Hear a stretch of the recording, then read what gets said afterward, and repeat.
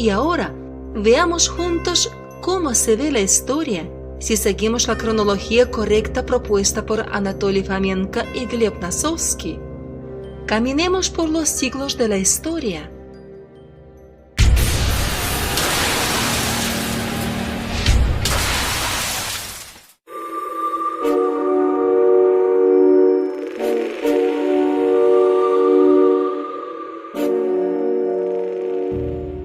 Sobre los eventos anteriores al siglo XI de nuestra era, no recibimos ninguna información en fuentes escritas. Probablemente en aquellos tiempos la escritura aún no existía. Apareció tan solo en los siglos XI y XII de nuestra era. La época anterior al siglo XI debería representarse como una era primitiva en los albores de las civilizaciones. Probablemente en aquel tiempo las personas aún no sabían cómo construir algún tipo de estructuras significativas, por no hablar ya de los edificios, por lo que vivían en cuevas o en refugios. Solo han sobrevivido hasta el día de hoy las herramientas primitivas de estas personas, como fragmentos de cerámica, huesos, herramientas de silicio, puntas de piedra de flechas y de lanzas, joyas primitivas hechas de huesos de mamut o de dientes de depredadores. Hoy todo esto se exhibe en museos, en salas dedicadas al hombre primitivo, que supuestamente vivió durante muchos siglos o incluso milenios antes de nuestra era. Pero a pesar de la falta de información escrita, en los modernos libros de texto de historia, hay muchos detalles sobre la vida de las personas durante una época anterior al siglo X de nuestra era. Los manuales de historia nos hablan sobre los legendarios sumerios, sobre las civilizaciones más antiguas de Mesopotamia y América, sobre la espléndida cultura de Egipto en los tiempos de los faraones. Se describe en detalle el reino de Troya y la famosa guerra de Troya, supuestamente sucedida en el siglo XIII antes de nuestra era. La China antigua, la Gran Roma antigua, la antigua misteriosa India, las antiguas Asiria, Siria y Persia, así como los reinos bíblicos más antiguos de Israel y Judea. Todo esto, según se nos dice hoy, existió en una época anterior al siglo X de nuestra era. Pero esto no es cierto. Todas estas civilizaciones existieron, pero solo después del siglo X de nuestra era, es decir, en el último milenio de nuestra historia. La verdadera historia escrita del mundo resulta ser mucho más corta.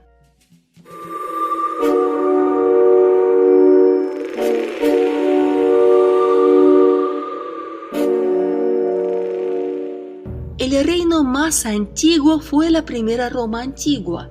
La capital de este primer reino africano se encontraba cerca de la desembocadura del Nilo.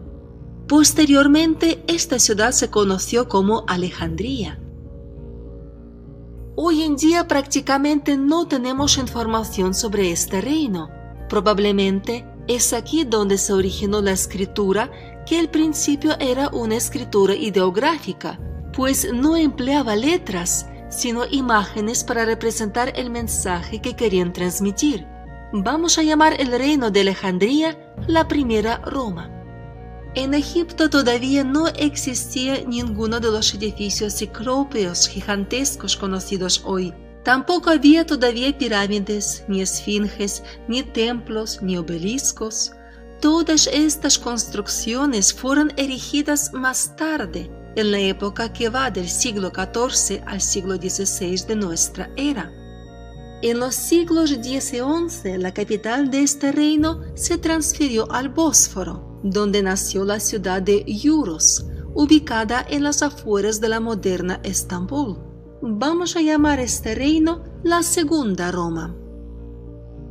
Esta ciudad ha recibido otras muchas denominaciones, como Jerusalén, según los Evangelios, la antigua Troya, la Constantinopla medieval, el Sargrad de la época del Imperio Bizancio o el Estambul turco actual.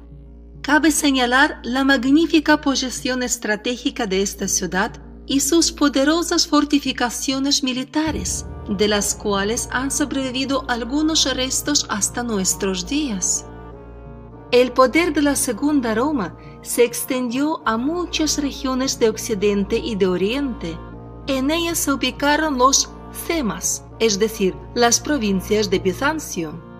Estas provincias fueron Egipto, Rusia y el territorio de Europa Occidental, donde más adelante emergerían Alemania, Italia, Francia, España y otros estados. La Segunda Roma, también conocida como Jerusalén, la Ciudad Santa, era en aquel momento el centro religioso generalmente reconocido del reino. Todos los Cemas estaban unidos por una religión cristiana común. La historia local independiente prácticamente no se registraba aún en aquellos tiempos. Las crónicas se escribían solo en Constantinopla, por ser la capital del reino cristiano, y reflejaban principalmente solo aquellos eventos que representaban intereses para la capital. En el siglo XII ocurrieron eventos importantes en esta nueva Roma, que posteriormente se describieron en el Evangelio: la venida de Jesucristo, su vida terrenal, su crucifixión y su resurrección. La crucifixión de Cristo tuvo lugar en 1185 en el monte Beicos, que se encuentra en las afueras de la moderna Estambul. En la era de Cristo, es decir, en el siglo XII, de inmediato y en su totalidad, Rusia adoptó el cristianismo, y no después de 1000 años como asegura la historia escaligeriana. El zar ruso Vladimir, es decir, el que posee el mundo, su madre, la reina Malusha, y su jefe militar o atamán llegaron desde lejos para adorar a Cristo. De hecho, en el Evangelio se los describe como 3 reyes magos, bajo los nombres de Melchor, Gaspar y Baltasar. Y una enorme catedral fue erigida en su honor en Colonia, donde se encuentra el famoso sarcófago con los huesos de los reyes magos. Por lo tanto, los eventos descritos en el Evangelio tuvieron lugar no muy lejos de Constantinopla, en la ciudad de Iuros, en la costa este del Bósforo.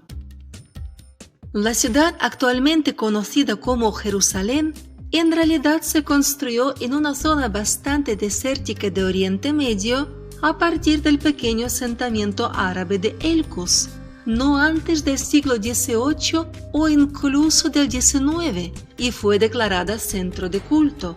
Pero esta ciudad en realidad no tiene nada que ver con los eventos narrados en el Evangelio. La ejecución de Cristo en 1185 en Iuros provocó una reacción violenta, tanto en la propia capital como en las provincias o cemas del imperio, especialmente en Rusia, que fue el lugar de nacimiento de la Virgen María. A finales del siglo XII y principios del XIII, Rusia encabezó las cruzadas, que se dirigieron hacia Constantinopla para vengar la ejecución de Cristo y castigar a los culpables.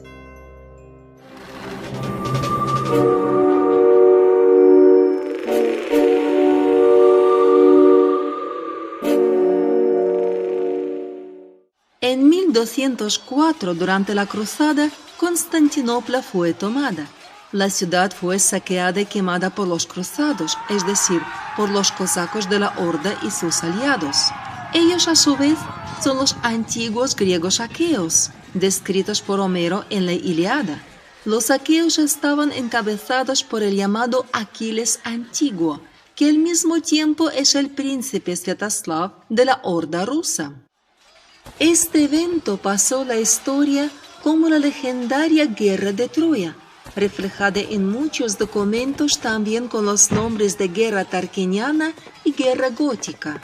En la historia medieval de Scaliger, esta misma guerra es conocida también por el nombre colectivo de las Cruzadas del siglo XIII, la toma de Constantinopla en 1204 y luego la caída de Constantinopla en 1261. De hecho, la guerra de Troya fue una serie de guerras sangrientas separadas. La historia mundial otorga una gran importancia a las cruzadas. En nuestra reconstrucción, su papel aumenta aún más. La Gran Guerra de Troya del siglo XIII de nuestra era fue la primera guerra mundial de la Edad Media. Fue una guerra entre Oriente y Occidente que predeterminó el desarrollo de la historia del mundo durante los siglos venideros. Con la caída de Jerusalén o Constantinopla o Sargrad en ruso antiguo, a principios del siglo XIII de nuestra era, se produjeron enormes disturbios y grandes revueltas en el Imperio Bizantino o Basilea Romaion. Fue así como comenzó el éxodo, la huida y al mismo tiempo la invasión de varios grupos orientales desde el área metropolitana del desmoronado imperio. Estos grupos se establecieron en diferentes países de Europa y Asia.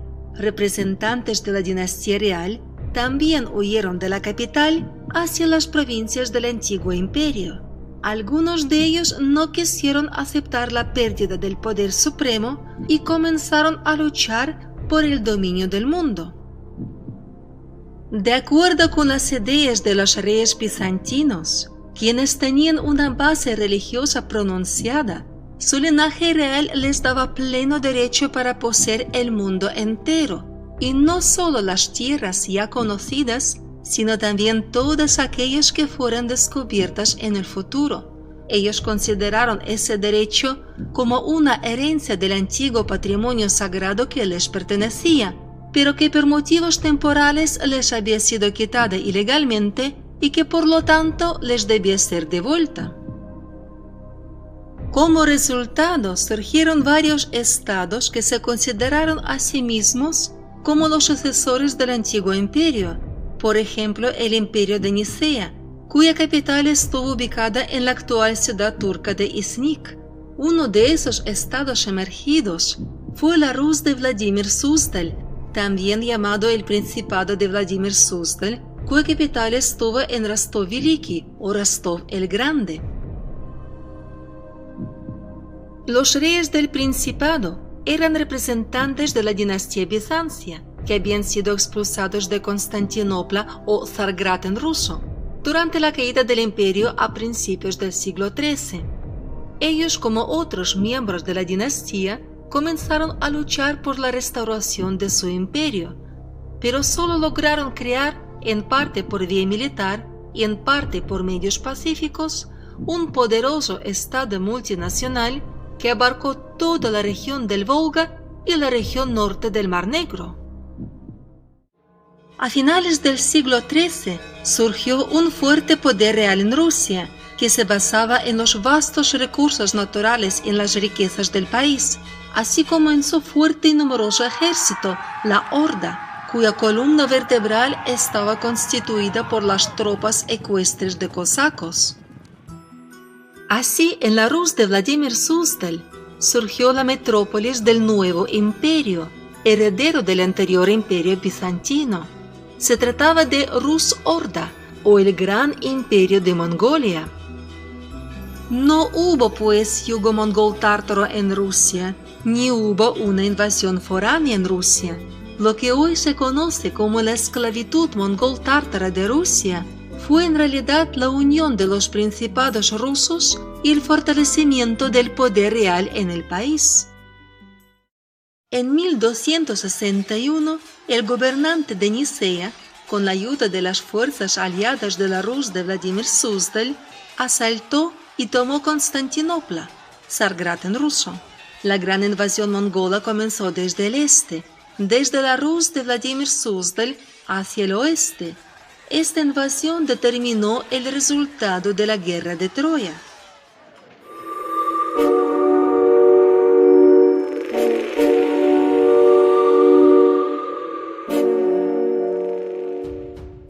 La formación final de la Rus de Vladimir Suzdal tuvo lugar bajo el gran duque y el gran Khan Georgi Danilovich. Hoy también es conocido como Genghis Khan, o Gurkán el Magnífico en fuentes extranjeras. Las fuerzas armadas del Estado se llamaron Orda, que en el antiguo idioma ruso significaba una gran unidad militar, el ejército.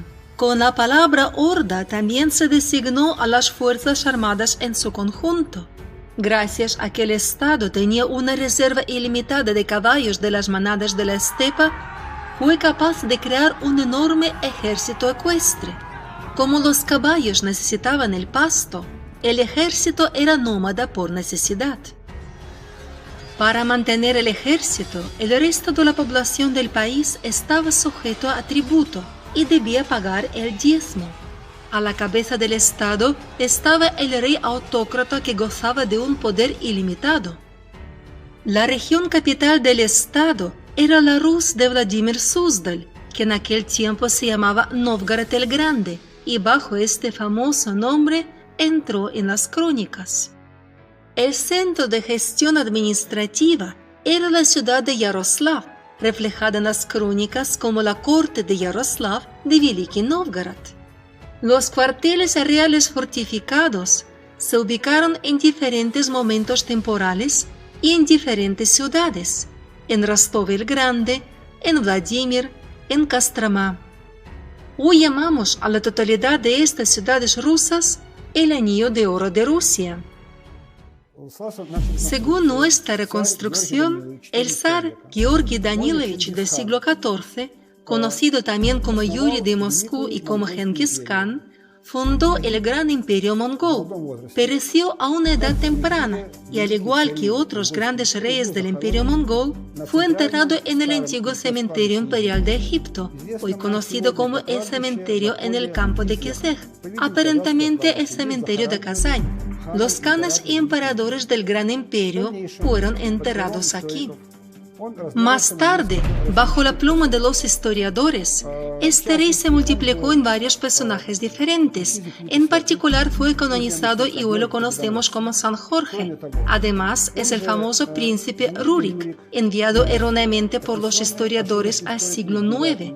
También es Mstislav el Bravo, ubicado equivocadamente por los historiadores en el siglo XI de nuestra era. También es Jorge II de Vladimir, desplazado erróneamente al siglo XIII de nuestra era. Y también es Genghis Khan, colocado incorrectamente por los historiadores en el mismo siglo XIII de nuestra era. Pero en realidad, Georgi Danilovich vivió y reinó en el siglo XIV.